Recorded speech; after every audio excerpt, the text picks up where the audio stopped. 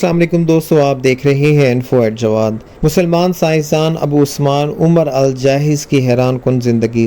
الجاحظ کے بارے میں کہا جاتا ہے کہ وہ انتہائی بدصورت تھے، اس کی آنکھیں باہر کی طرف نکلی ہوئی تھیں، لوگ ان کا مذاق اڑایا کرتے تھے، اس لیے اس کو جاحظ کہتے تھے۔ عربی میں جاحظ اسے کہتے ہیں جس کی آنکھیں نکلی ہوئی ہوں۔ ان کا خاندان غریب تھا۔ جاحظ خود بصرہ کی نہروں کے کنارے مچھلیاں بیچا کرتے تھے، لیکن جاحظ نے ان رکاوٹوں کو آڑے نہیں آنے دیا۔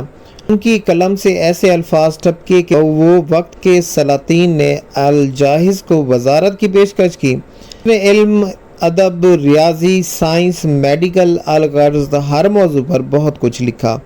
تصانیف 200 سے زیادہ ہے۔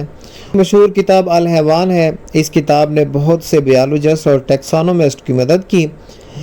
امام الزرقلی نے اس کی وفات کا ذکر کرتے ہوئے لکھا ہے کہ الجاحظ کو آخری عمر میں فالج ہو گیا، لیکن اس کی موت کا سبب یہ ہوا کہ دوران مطالعہ اس پر بہت سی کتابیں گر گئیں اور وہ ان کے نیچے دب کر فوت ہو گئے۔ اب وہی لوگ رو رہے تھے جو اس کی شکل کی وجہ سے جاحظ سے شدید نفرت کرتے تھے۔ دوستو، امید کرتا ہوں یہ ویڈیو آپ کو پسند آئی ہوگی۔ مزید ایسی انفارمیٹیو ویڈیوز کے لیے جڑے رہیے انفو ایٹ جواد کے ساتھ۔ شکریہ۔